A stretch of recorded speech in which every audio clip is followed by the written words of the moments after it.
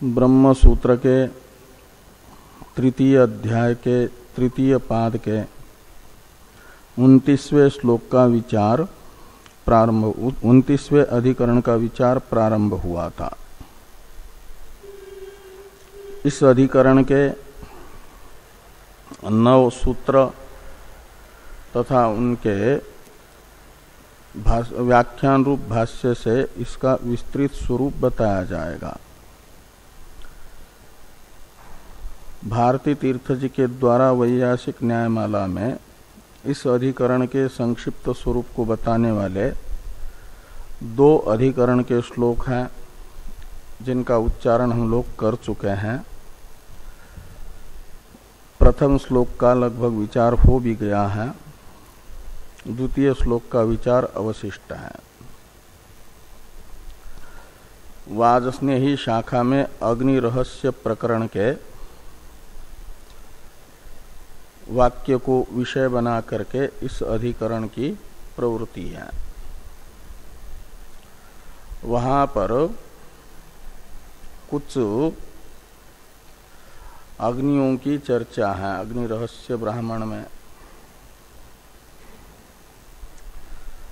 तो जो मनश्चितादि उन अग्नियों का नाम है, सांपदिक अग्नियों का नाम है मनश्चित, चक्षुश्चित, वाक्चित इत्यादि। इन मनश्चिदादि अग्नियों को कर्म का अंग माना जाए अथवा स्वतंत्र रूप से इन्हें उपास्य माना जाए, ये संशय है। वही संशय प्रथम श्लोक के पूर्वार्ध में बताया गया है मनश्चितादि अग्नियों को विषय बना करके कि मनश्चित प्रमुखाग्नयः कर्मशेषा स्वतंत्रावाह, ऐसा ये संशय है। मनश्चित प्रमुख शब्द का अर्थ है आदि। तो मनश्चित आदि जो अग्नियां अग्नि रहस्य ब्राह्मण में बताई गई हैं, वे कर्मांग है प्रकरण के अनुसार या स्वतंत्र है यानी पुरुषार्थ है, उपास्य बन करके वह फल देने वाली है। इस प्रकार का संशय होने पर पूर्व पक्ष की प्रतिज्ञा है कि मनश्चित प्रमुखाग्नयः कर्मशेषा, मनश्चित प्रमुखाग्नियों को कर्म का अंग ही मानना चाहिए। कर्मशेषा में शेष शब्द का अर्थ है अंग। तो कर्मशेषा यानी कर्मांगानी, वे कर्म के अंग हैं। क्यों? तो कहते हैं प्रकरणात्, इनमें कर्मांगत्व का निश्चायक प्रकरण प्रमाण है। जैसे प्रयाज आदि में कर्मांगत्व का निश्चय प्रकरण प्रमाण से होता है, ऐसे मनश्चितादि अग्नियां भी कर्म के प्रकरण में पठित होने से प्रकरण प्रमाण से इनमें कर्मांगत्व का निश्चय होगा। ये कहा गया प्रकरणात् इस हेतु वाक्य से। तो कहा प्रकरण प्रमाण से भी कर्मांगत्व का निर्धारण होता है, ये ठीक कह रहे हो। लेकिन प्रकरण प्रमाण से भी बलवान प्रमाण और हैं पूर्ववर्ती 3 वाक्य, लिंग और श्रुति। तो यहाँ इन मनश्चितादि अग्नियों को स्वतंत्र बताने वाले लिंग हैं कई एक, और वे जो लिंग प्रमाण हैं वह प्रकरण प्रमाण की अपेक्षा पूर्व में होने से बलवान है। श्रुति, लिंग, वाक्य, प्रकरण, स्थान, समाख्या, इन 6 प्रमाणों में पूर्व प्रमाण उत्तर उत्तर प्रमाण से बलवान माना जाता है, तो बलवान है। इसलिए माना जाएगा कि प्रकरण प्रमाण से कर्मांगत्व जो प्रतीत हो रहा है उससे भी प्रबल प्रमाण से इनमें स्वतंत्र उपास्यत्व की प्रतीति हो रही है, और वो प्रबल प्रमाण है लिंग प्रमाण। ऐसा यदि पूर्व पक्षी को सिद्धांती कहते हैं तो सिद्धांती पूर्व पक्षी सिद्धांती के इस प्रश्न का उत्तर देते हुए ये कहते हैं कि हम भी मानते हैं प्रकरण प्रमाण की अपेक्षा लिंग प्रमाण को बलवान, लेकिन लिंग प्रमाण के अवान्तर दो भेद है। एक सामर्थ्य रूप लिंग है, दूसरा अन्यार्थ दर्शन रूप लिंग है। उनमें जो सामर्थ्य रूप लिंग है वह बलवान है, और अन्यार्थ दर्शन रूप लिंग को प्रकरण की अपेक्षा बलवान नहीं माना जाता, अपितु वह प्रकरणादि प्रमाणों की अपेक्षा दुर्बल ही है। वह केवल प्रमाणांतर के द्वारा निश्चित जो अर्थ है उसका वो समर्थन करता है, उस अर्थ विषयक निश्चय को दृढ़ करता है। स्वतंत्र कोई प्रमा का जनक नहीं होता, प्रमाणांतर से जनित प्रमा को दृढ़ मात्र करता है। इसलिए इसे स्वतंत्र प्रमाण नहीं माना जाता। ये जो प्रकरणादि तीन प्रमाण है, प्रकरण स्थान समाख्या, इनसे भी उसे दुर्बल माना जाता। प्रकरण से दुर्बल तो है ही है, स्थान और समाख्या से भी दुर्बल है, क्योंकि वह स्वतंत्र रूप से अंगत्व विषयक प्रमा का जनक नहीं हो पाता, निर्धारण नहीं करता। वो अन्य प्रमाणों से निर्धारित अंगत्व का केवल दृढ़ीकरण करता है, दृढ़ता।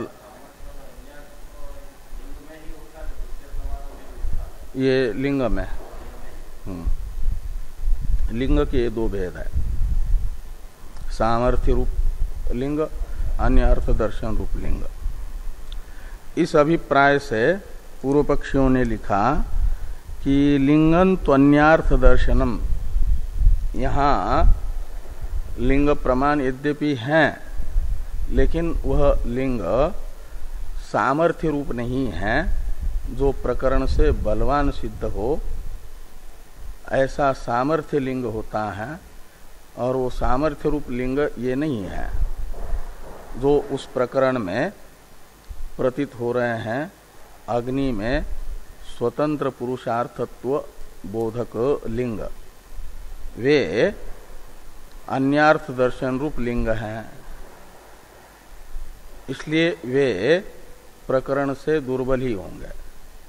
प्रकरण तो स्वतंत्र रूप से अंगत्व का निश्चायक है, इसलिए वो बलवान है, और ये स्वतंत्र रूप से अंगत्व का निर्णय नहीं कर सकता अन्यार्थ दर्शन। तो सामर्थ्य रूप लिंग और अन्यार्थ दर्शन रूप लिंग में क्या भेद है, अवान्तर, उनकी परिभाषा। तो सामर्थ्य रूप लिंग माना जाता है विधि वाक्यगत लिंग को सामर्थ्य रूप लिंग कहते हैं, और अर्थवाद वाक्यगत जो लिंग है उसे कहा जाता है अन्यार्थ दर्शन रूप लिंग। ये लिंग के जो दो अवान्तर भेद हैं उनके लक्षण है, विधि वाक्यगत लिंग सामर्थ्य रूप लिंग, और अर्थवाद वाक्यगत लिंग अन्यार्थ दर्शन रूप लिंग माना जाएगा। क्योंकि अर्थवाद वाक्य का तात्पर्य स्वार्थ में नहीं होता, विधेय अर्थ की प्रशंसा में होता है। इसलिए अर्थवाद वाक्य स्वयं ही अन्यार्थ होने से, विधेय अर्थ का प्रशंसक होने से, उसमें आया हुआ जो लिंग है उसे अन्यार्थ दर्शन रूप लिंग कहा जाएगा। और इस अन्यार्थ दर्शन रूप लिंग को माना जाता है प्रकरण से दुर्बल ही। अतः प्रकरण प्रमाण से मनश्चितादि अग्नियों में अंगत्व का निर्धारण होगा, कर्मांगत्व का। और ये माना जाएगा कि मनश्चितादि अग्नियां कर्मांग ही है।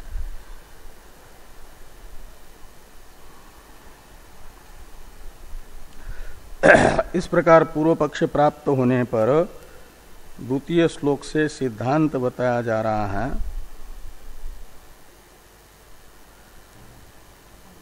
स्वतंत्रम वन्य चिंतनम, ये सिद्धांत की प्रतिज्ञा है।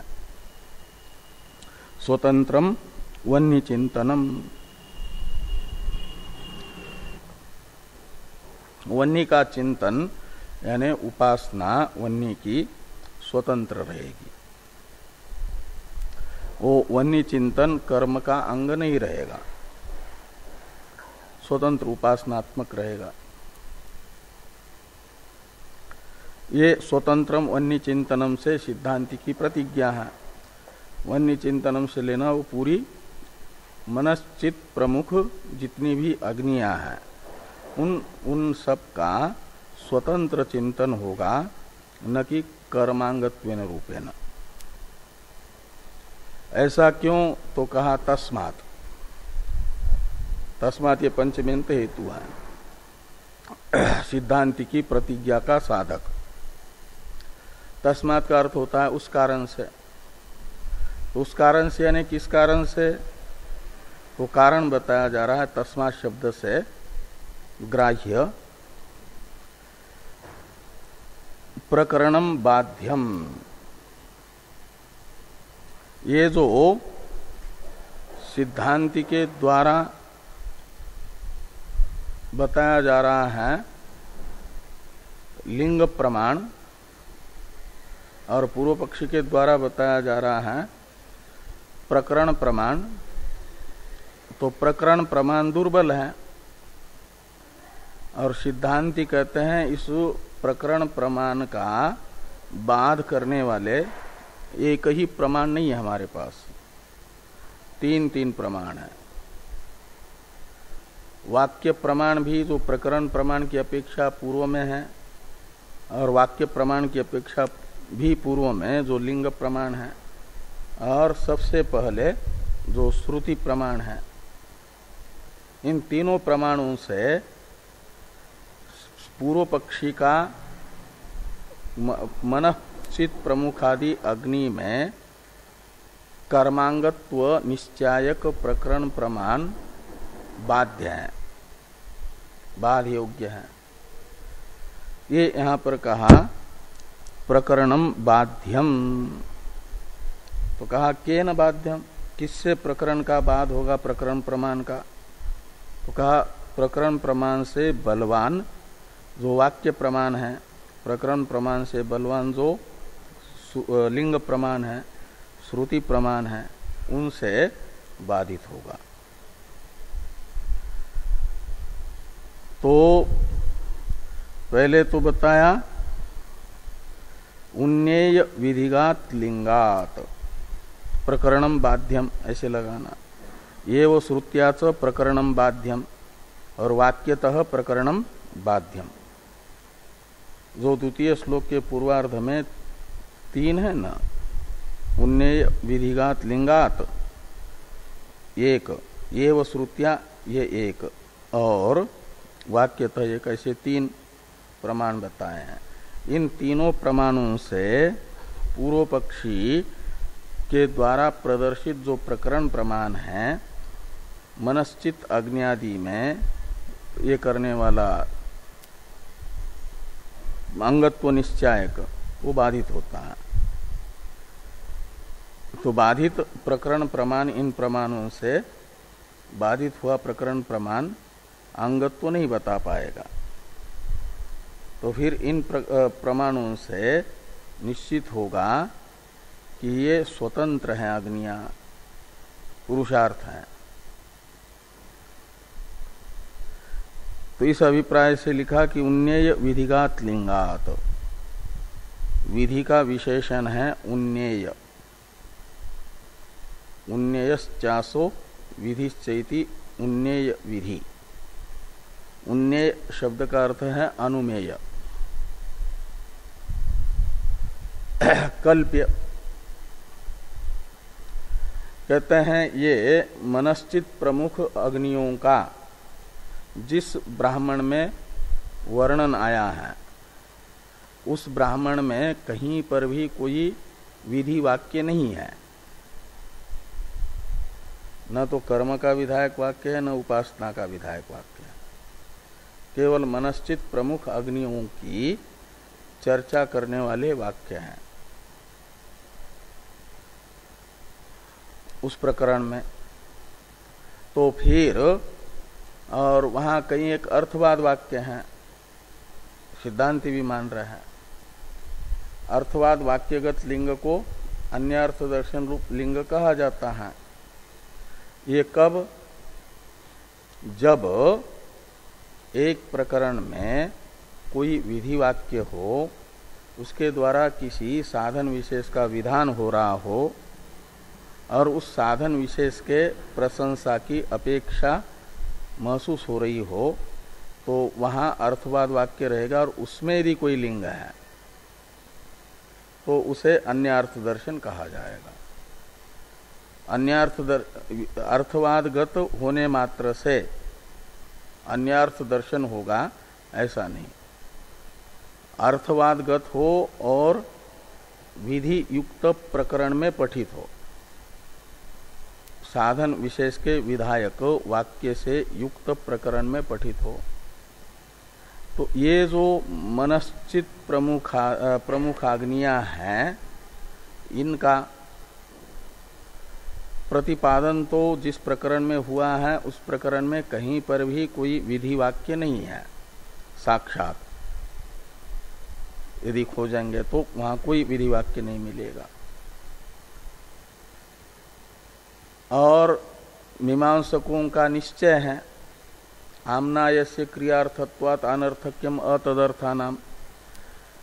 तो आम्ना यानी वेद क्रियापरक है, क्रिया का प्रतिपादक बन करके ही प्रमाण बनता है। और जो साक्षात या परंपराया क्रिया या क्रिया में उपयोगी अर्थ का प्रतिपादक नहीं है, उसे अनर्थक यानी अप्रमाण माना जाता है उस वेद वाक्य को।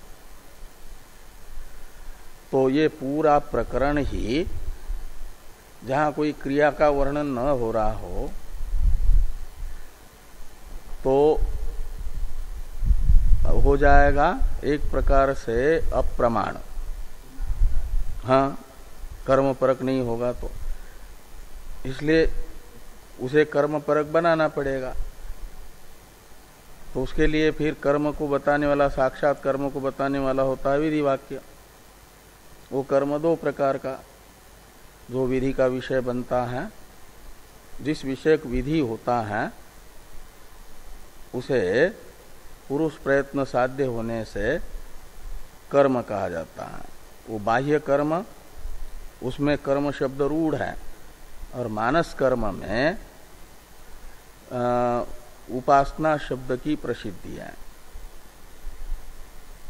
तो जब वो पूरा प्रकरण ही विधि वाक्य से विहीन है और मनश्चित प्रमुख अग्नियों का प्रतिपादन हो रहा है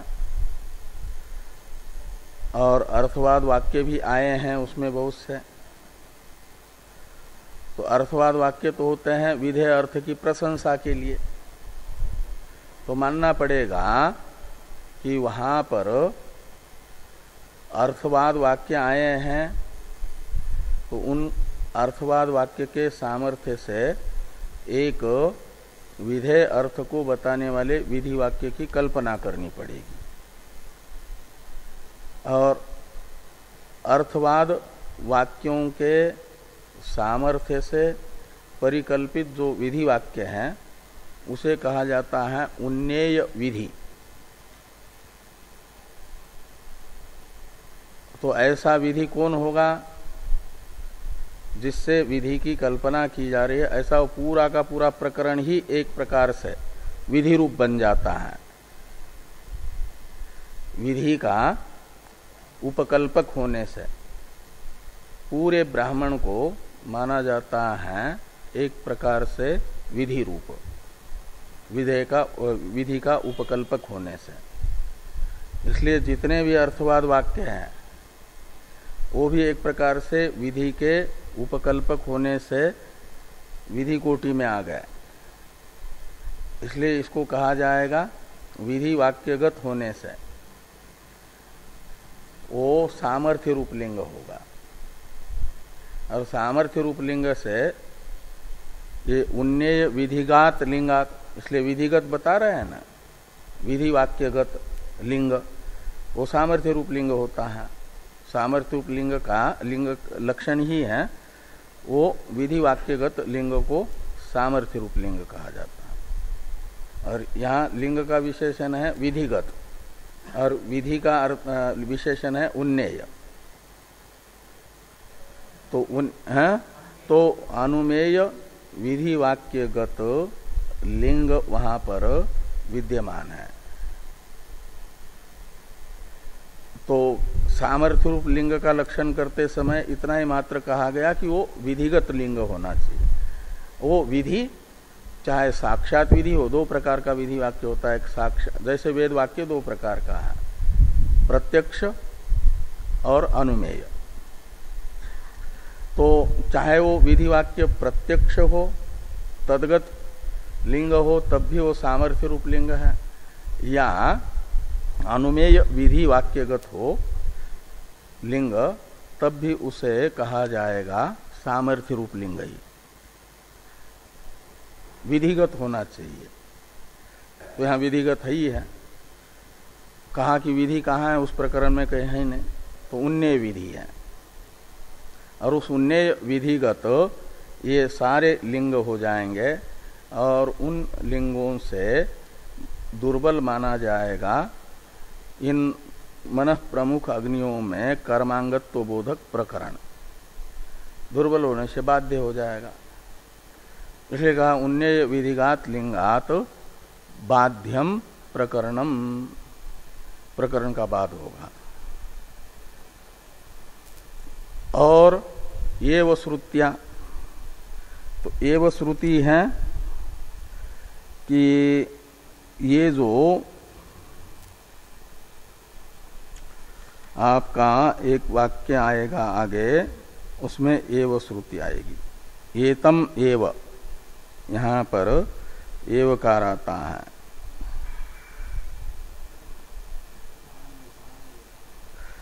और आगे आता है एक वाक्य, ये ते ह ये ते विद्याचित एव।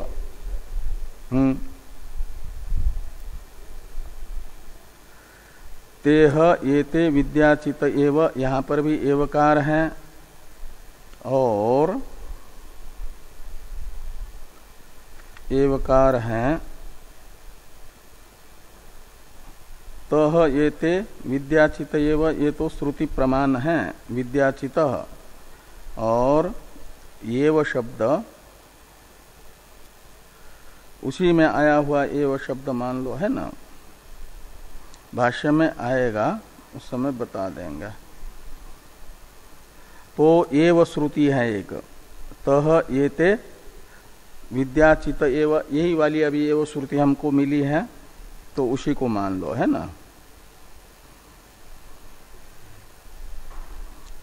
एक तो ये एव श्रुति और दूसरा वाक्यतः, और वाक्य है ये आपका तेह एते सर्वे विद्याचित एव।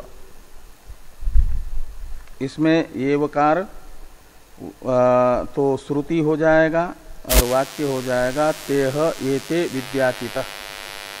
वाक्य कहते हैं समअभिव्याहार को, यानी सह उच्चारण को, और ये सहुच्चारण रूप जो वाक्य हैं, तेह एते विद्याचित, इतना जैसे यस्य परिणमयी जुहु भवति वाक्य है ना, ऐसा तेह एते विद्याचित ये वाक्य है। और इस वाक्य प्रमाण से भी प्रकरण प्रमाण बाधित होगा। एव श्रुति से, वाक्य प्रमाण से और उनमें विधिक लिंग से, ये प्रमाण क्या नाम, इनसे ये बाधित हो जाता है प्रकरण प्रमाण। तस्मात् यानी प्रकरण प्रमाण से बाधितत्वात् स्वतंत्रम वन्य चिंतनम, वहाँ पर बताया गया जो अग्निचित मनश्चित प्रमुख अग्नियां हैं वे स्वतंत्र उपास्य होगी, ये बताया गया। अब भाष्य को देखिए। वाजस्नेनो अग्निरहस्ये नैव वा इदमग्र आसीत् इदमग्र सदासीत् इति एतस्मिन् ब्राह्मणे मनो अधिकृत्य आधीयते तत्सट्त्रिंशत् सहस्राणि अपश्यत आत्मनो अग्निन् अर्कान् मनोमयान् मनश्चितः इत्यादि। तो कहते हैं वाजस्नेही शाखा में अग्नि रहस्य एक प्रकरण है, और उस अग्नि रहस्य प्रकरण में ये वाक्य आया कि नैव वा इदम अग्रे सदासीत। तो इदम यानी ये जो जगत है, अग्रे यानी अपनी उत्पत्ति से पहले, न सदासीत और नापि असदासीत, ऐसा होता है। ये सद भी नहीं था, असद भी नहीं था, का मतलब अनिर्वचनीय था। और जो अनिर्वचनीय वस्तु होती है वह मांडुक्य कारिका में कहा गया चैत्य रूप होती है, चित्त चैत्य। तो चैत्य कहा जाता है चित्त का विकार। चित्त का विकार जैसे स्वप्न,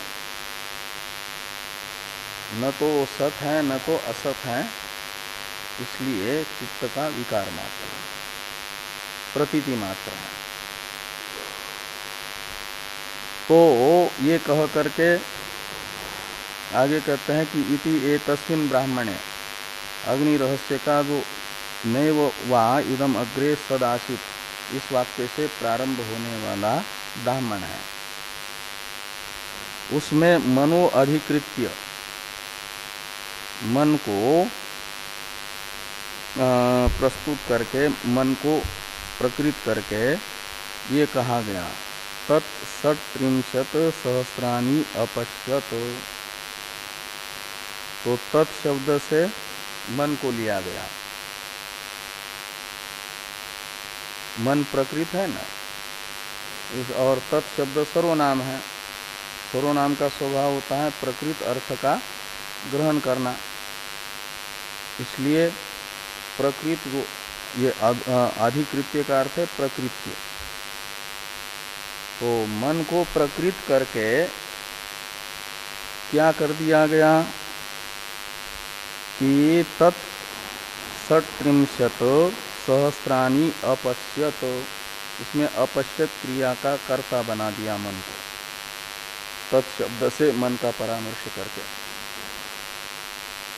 मन ने 36,000 अग्नियों को देखा, सट्त्रिंशत् सहस्राणि अपश्यत।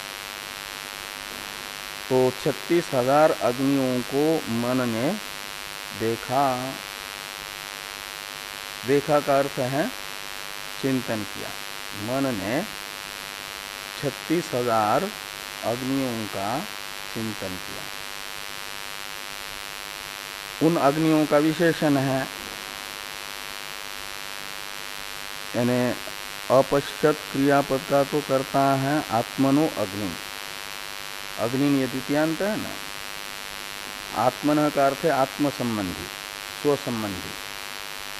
मन ने स्व संबंधी 36,000 अग्नियों को देखा, अग्नियों का चिंतन किया। और उन अग्नियों का विशेषण है, वे अग्नियां कैसी हैं? तो अर्कान, अर्क रूप है। अर्क का अर्थ पूजायाम धातु से अर्क शब्द बनता है, कर्म अर्थ में घय प्रत्यय होने से। तो अर्क शब्द का अर्थ निकलेगा पूज्य। तो पूज्यान अग्निम, आत्मनः अग्निम यानी आत्म संबंधी, स्व संबंधी जो अग्नियां हैं वे कैसी हैं? तो अर्क है। अर्क है का अर्थ है पूज्य है। तो पूज्य अग्नियों को देखा। और वे कैसी है? मनोमयान, मनोमय है, मन की विकार रूप होने से मनोमय कहलाती है। मन की ही वृत्तियां हैं, इसलिए उन्हें मनोमय कहा जाता है। मन का विकार है, मन रूपा है। और मनश्चित, और वे मन से संपादित होने से उन्हें मनश्चित कहा जाता है। मन की वृत्तियां अग्नि, साक्षात अग्नि तो नहीं है, लेकिन मन से उनमें अग्नित्व की भावना की गई है, इसलिए उन्हें कहा जाता है मनश्चित। अग्नित्वेन रूपेण, मन से भावित जो वृत्तियां हैं, उन वृत्ति रूप अग्नियों को ही कहा जा रहा है कि वो मन से भावित होने से मनश्चित है, और मन की विकार रूप होने से मनोमय है, और उपास्य तो पूज्य ही होता है। अर्क है यानी पूज्य है, और पूज्य यानी उपास्य है। आगे हैं थोड़ी टीका, तो टीका को देखिए पहले। उत्पत्ते ये नैव वा इदमग्र अग्रे सदासी, तो ये जो श्रुति है ना भाष्य में शुरू में दी हुई, इसका अर्थ कर रहे हैं टीकाकार। तो सर्वम उत्पत्ते प्राक इदम सर्वम नैव सदासी, ये जो कुछ भी दिख रहा है यह अपनी उत्पत्ति से पहले सत नहीं था, यानी अभिव्यक्त नाम रूप अवस्था में नहीं था। और नापि असत का अर्थ है कि वंध्यापुत्र के तरह अत्यंत असत भी नहीं था। इति उपक्रम्य, यहाँ से उपक्रम कर दिया और फिर आगे मनः सृष्टिम उक्त्वा, मन की सृष्टि बता दी गई। और मन की सृष्टि बता करके फिर कहा कि तत् 37 सहस्राणि अपश्यत आत्मनो अग्नि।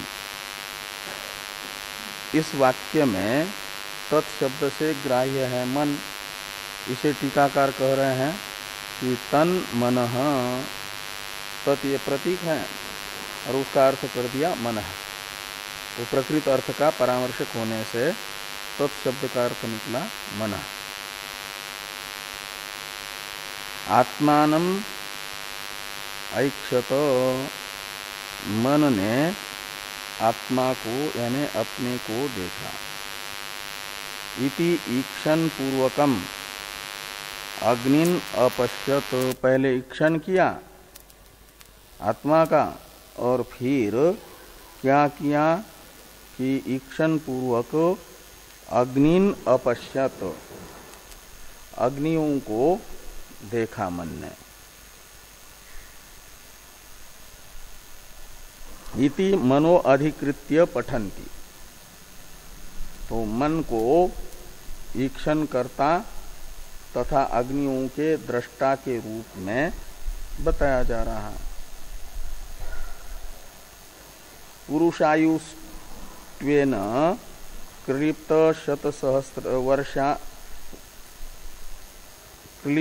शतवर्षांतर्गतैः 37 सहस्रै अहोरात्रै अवच्छिन्नतया मनोवृत्तीनाम् असंख्येयानाम् अपि 37 सहस्रत्वम्। तो ये जो कहा कि उस मन ने स्वसंबंधी 36,000 अग्नियों को देखा, ऐसे तो वृत्तियों को देखते हैं मन की तो असंख्य वृत्ति हो जाती है। एक क्षण में ही कितनी वृत्तियां होती हैं, और पूरे जीवन भर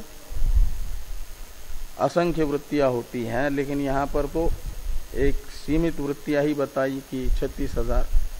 36,000 तो एक दिन में भी 36,000 से ज्यादा ही बनती होगी, देखी जाए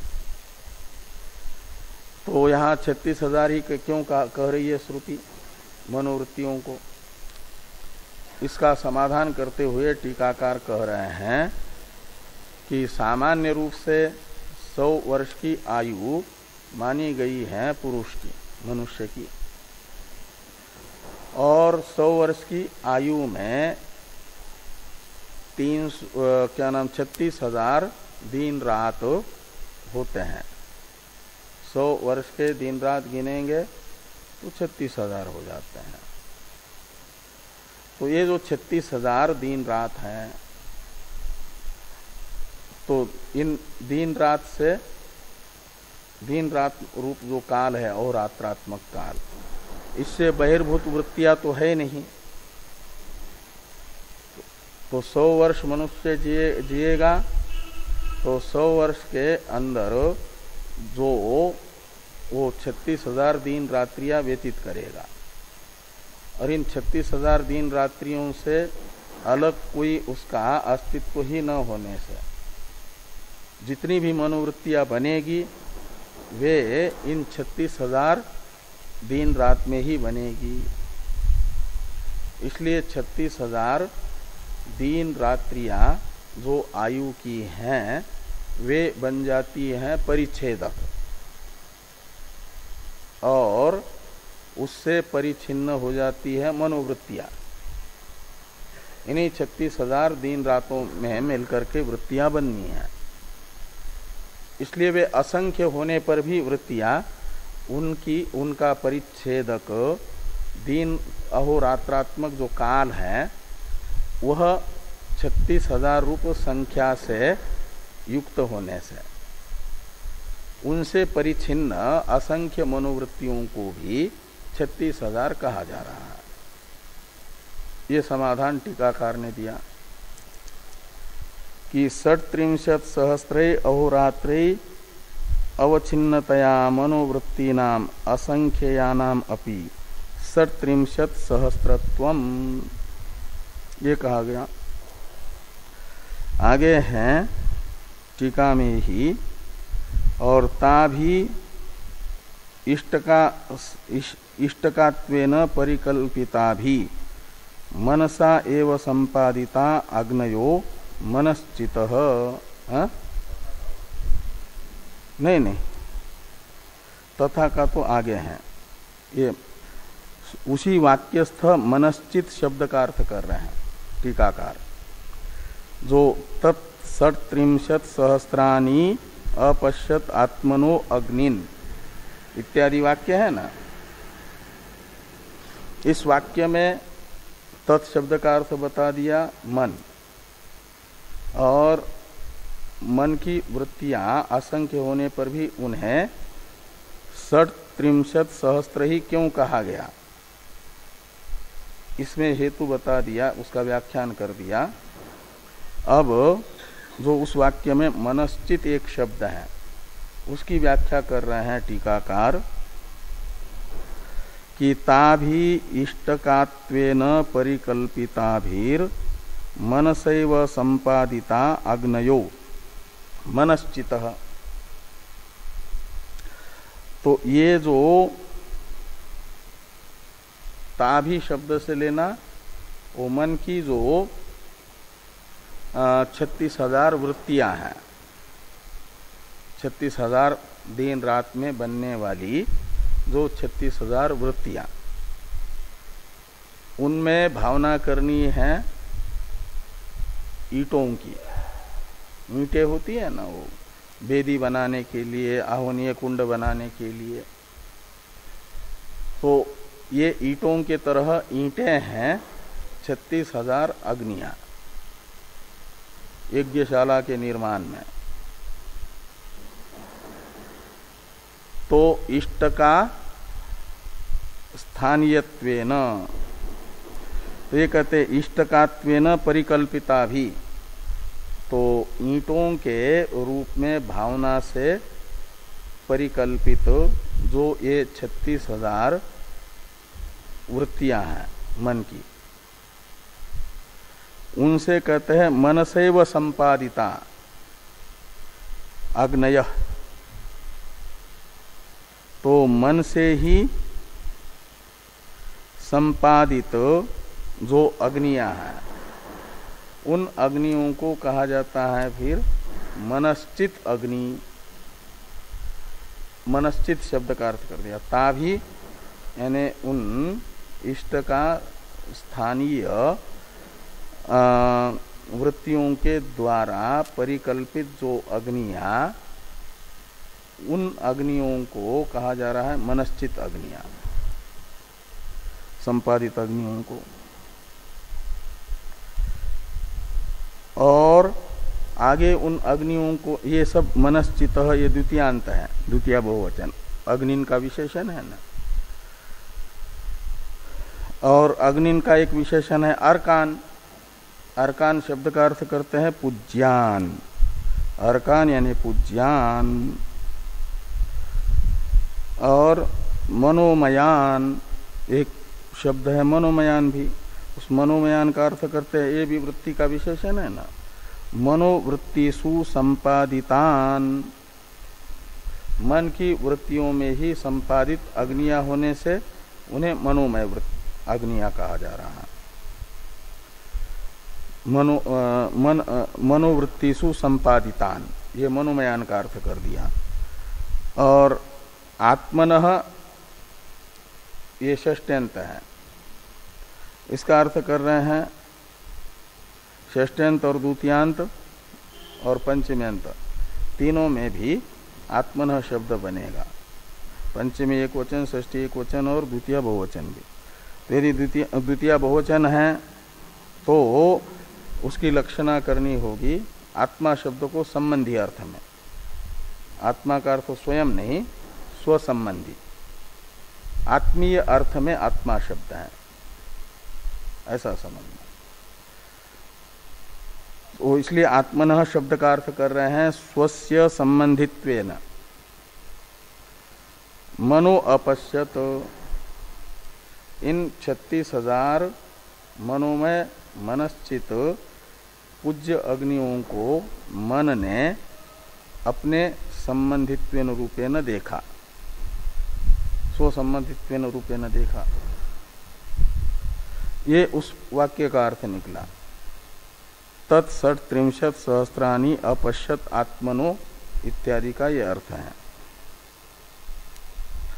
अब भाष्य में जो आ रहा है तथैव वाक्चितः प्राणश्चितः चक्षुश्चितः इत्यादि, इसका अवतरण लिखते हैं टीकाकार कि तथा वाक् प्राणादयो अपि स्वस्व वृत्ति रूपान अग्निन अपश्यन इत्याह तथा इति। तो जैसे मन ने स्वयं से निर्वर्तित वृत्ति रूप अग्नियों को देखा, ऐसे बाकी जो इंद्रियां हैं उनके भी जो अपने अपने व्यापार हैं, रूप ग्रहण आदि रूप ग्रहण मन चक्षु का व्यापार, शब्द ग्रहण श्रोत्र का व्यापार, तो उन श्रोत्रादि इंद्रियों के भी शब्दादि ग्रहण रूप व्यापार ये भी वृत्ति रूप ही है। और इनको भी अग्नि के तरह अग्नि समझना। तो ये शब्द ग्रहण रूप जो वृत्ति है वह श्रोत्र इंद्रिय से निष्पन्न होती है, इसलिए उसे कहा जाता है श्रोत्रचित। रूप ग्रहण रूप जो वृत्ति है वह संपादित होती है चक्षु इंद्रिय से, इसलिए उसे चक्षुचित कहा जाएगा। घ्राणचित, इसमें प्राणचित में प्राण शब्द का अर्थ है घ्राण, तो घ्राणचित का अर्थ निकलेगा जो गंध ग्रहणात्मक वृत्ति है, व्यापार है, वह भी अग्नि के तरह अग्नि है, वह घ्राणचित अग्नि है। ऐसे कर्मेंद्रियों से निर्वर्तित जो व्यापार है वदनादि रूप, उसे कहा जाता है कर्मचित अग्नि। और उन्होंने भी अपने अपने व्यापारों को अग्नि के तरह अग्नि के रूप में ग्रहण किया, देखा। ये आगे कहा जा रहा है कि तथा वाक् प्राणादयोपि स्वस्व वृत्ति रूपान अग्निन अपश्यन इत्याह तथा इति। ये भाष्यस्थ तथा का अवतरण है कि तथैव वाक्चितः प्राणश्चितः चक्षुश्चितः श्रोत्रचितः कर्मचितो अग्निचितः इति पृथक अग्निन आमनन्ति, ऐसा है, अग्निन आमनन्ति सांपादिकान। तो जैसे मनश्चित अग्नि सांपादिक अग्नि के रूप में पहले बताई, ऐसे उसी प्रकरण में ये वाक्चित प्राणश्चित चक्षुश्चित इत्यादि अग्नियों को भी बताया गया। वे सब सांपादिक अग्नियां हैं। जैसे वैश्वानर उपासक का अग्निहोत्र सांपादिक अग्निहोत्र है, संपत अग्निहोत्र कहते उसे, ऐसे ये भी संपत अग्नियां हैं, इसलिए संपत उपासना कही जाती है। ये विषय है इस अधिकरण का। ये सांपादिक अग्नियां जो अग्नि रहस्य प्रकरण में बताई गई हैं, वे सब अग्नियां हैं विषय, और उनको विषय बना करके जो संशय होता है वो संशय आगे बताया जा रहा है तेषु संशय इत्यादि से। टीका में टीकाकार ये अवतरण लिखते हैं,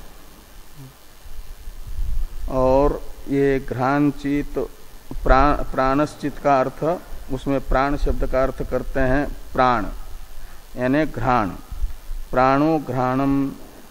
और कर्मचितः में कर्म शब्द से,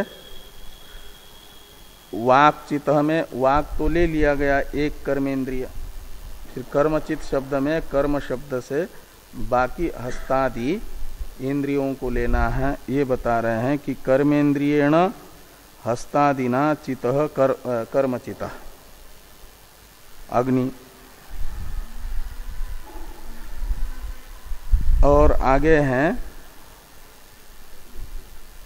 अग्निचित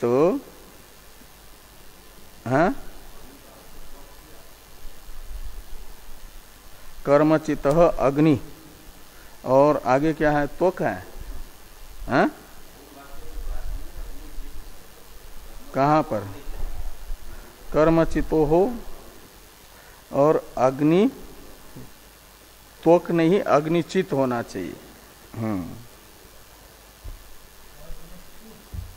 अग्निचितः कर्मचितो अग्निचितः, हैं? क्या कह रहा, यानी अग्नि, वहां जैसे प्राण शब्द का अर्थ कर दिया घ्राण, तो इसलिए प्राण चित का अर्थ है घ्राण चित, और कर्म चित का अर्थ कर दिया हस्तादि। तो यहाँ अग्नि शब्द से त्वक को लेना, अग्नि शब्द त्वक का परामर्शक है, इसलिए अग्निचित का अर्थ है त्वकचित, यानी त्वग इंद्रिय का जो व्यापार है स्पर्श ग्रहण रूप, उसमें भी अग्नित्व की भावना की जाएगी और उस अग्नि को कहा जाएगा अग्निचित अग्नि का मतलब त्वकचित अग्नि। जैसे हस्तादि से होने वाले व्यापारों को, आदान आदि व्यापारों को भी अग्नि माना जा रहा है, वे अग्नियां हैं कर्मचित अग्नि। घ्राण के व्यापार को कहा जा रहा है प्राणचित अग्नि। ऐसे त्वग इंद्रिय के व्यापार में अग्नित्व की भावना करके उसे कहा जाएगा अग्निचित अग्नि। तो मूल में जो अग्निचित आया है न शब्द कर्मचित के बाद, उस अग्निचित शब्द में जो अग्नि शब्द है वह त्वग इंद्रिय का परामर्शक है। ये टीका में टीकाकार ने कहा अग्निस्त्वक, जैसे प्राणो घ्राणम कहा, ऐसे अग्निस्त्वक।